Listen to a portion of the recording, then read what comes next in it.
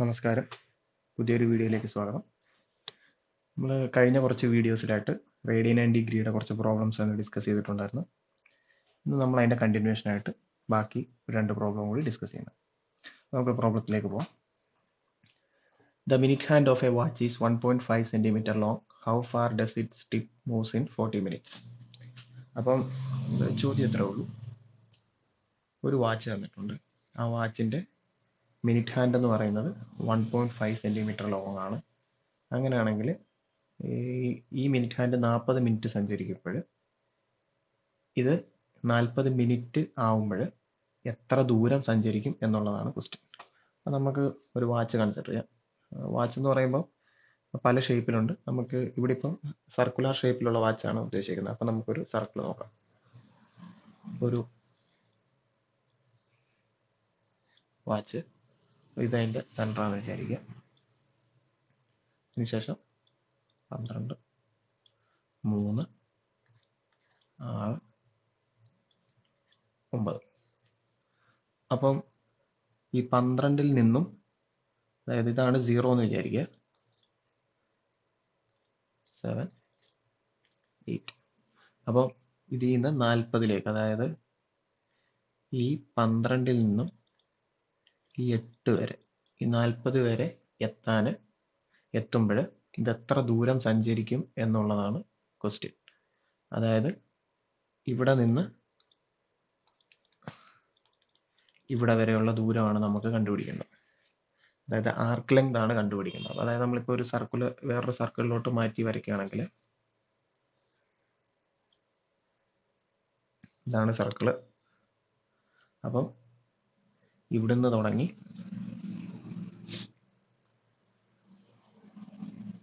ഇവിടുന്ന് ഇത്രയും ദൂരം, ഇതാണ് റേഡിയസ് എന്ന് പറയുന്നത്. റേഡിയസ് എന്ന് പറയുന്നത് 1.5 സെൻറ്റിമീറ്റർ ആണ്. അതായത് ഈ മിനിറ്റ് ഹാൻഡിൻ്റെ ലെങ്ത്. അപ്പം നമുക്ക് കണ്ടുപിടിക്കേണ്ടത് ആർക്ക് ലെങ്ത് ആണ്. ഓക്കെ, അപ്പം നമുക്കറിയാം നമുക്കിപ്പോൾ ഇവിടെ ഇപ്പം രണ്ട് കാര്യങ്ങൾ തന്നിട്ടുണ്ട്. റേഡിയസ് തന്നിട്ടുണ്ട് 1.5 സെൻറ്റിമീറ്റർ, അതേപോലെ തന്നെ മിനിറ്റ് ഹാൻഡ് തന്നിട്ടുണ്ട്, മിനിറ്റ് തന്നിട്ടുണ്ട്. അപ്പോൾ നമ്മൾ വിചാരിക്കും നമുക്ക് എന്താണ് മിനിറ്റ് എന്ന് പറയുന്നത് മറ്റേ ആംഗിളിൻ്റെ മിനിറ്റ് ആണ്. അതായത് 40 മിനിറ്റ് എന്നങ്ങ് എടുത്ത് നമുക്ക് വേണേൽ ഡയറക്റ്റ് ആയിട്ട് ചെയ്യാൻ പറ്റുമെന്ന് വിചാരിക്കും. പക്ഷേ ശരിക്കും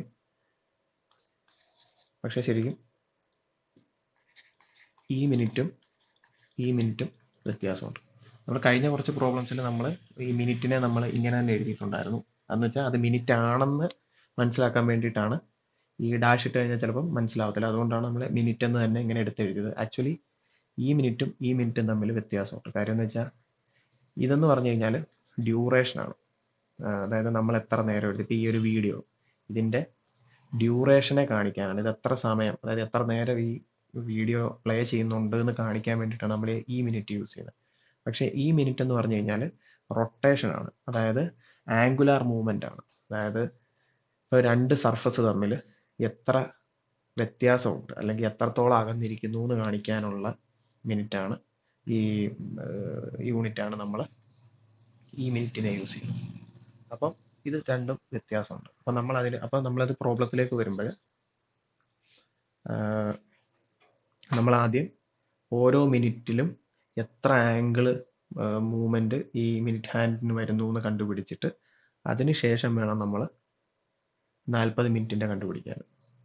അല്ലാതെ നമ്മൾ ഡയറക്റ്റ് ആയിട്ട് ഈ മിനിറ്റിനെ അപ്ലൈ ചെയ്ത് കൊടുക്കാൻ പറ്റത്തില്ല. രണ്ട് കോണ്ടെക്സ്റ്റ് ആണ്. ഓക്കെ, അപ്പോൾ നമുക്ക് ആദ്യത്തെ ഒരു മിനിറ്റിൽ ഇത് എത്ര ഡിഗ്രി മൂവ് ചെയ്യുന്നു നമുക്ക് നോക്കാം. Angle traced in 1 minute. അതായത്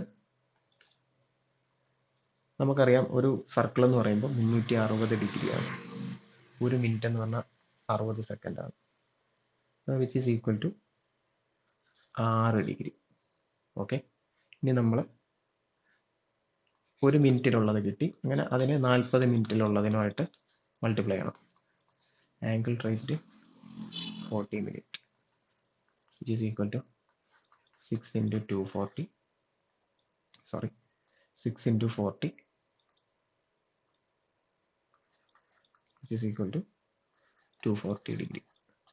ഇതാണ് നമുക്ക് കിട്ടിയിരിക്കുന്നത്. 40 മിനിറ്റിൽ 240 ഡിഗ്രിയാണ് മൂവ്മെന്റ് വരുന്നത്. അപ്പോൾ ഇതിന് 60 ഡിഗ്രി 60 മിനിറ്റ്, അതായത് ഒരു ഫുൾ റൊട്ടേഷൻ, ഒരു ഫുൾ ക്ലോക്ക് എടുക്കുകയാണെങ്കിൽ 60 മിനിറ്റ് ആണ്.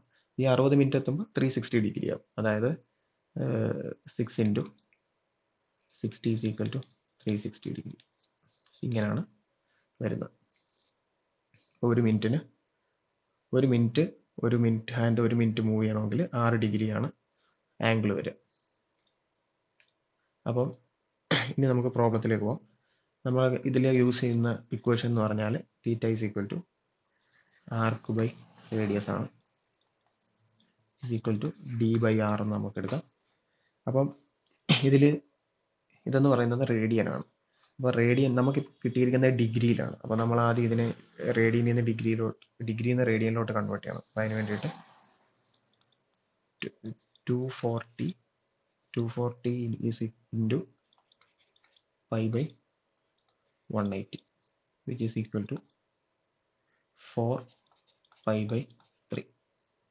ഇനി നമുക്ക് കിട്ടിയിരിക്കുന്ന വാല്യൂസ് എല്ലാം കൂടി സബ്സ്റ്റിറ്റ്യൂട്ട് ചെയ്ത് കൊടുക്കണം. 4 pi by 3 is equal to d by 1.5. അപ്പം d is equal to 4 into 1.5 into pi divided by 3. ഇത് 1, ഇത് 2, ഇത് 1, ഇത് 2 is equal to 2 pi. ഇപ്പം 2 pi ആണ് കിട്ടിയിരിക്കുന്നത്. എന്നിട്ട് നമ്മളോട് പറഞ്ഞിട്ടുണ്ട് പൈയെ നമ്മൾ 3.14 എന്നാണ് എടുക്കേണ്ടത്. അപ്പോൾ which is equal to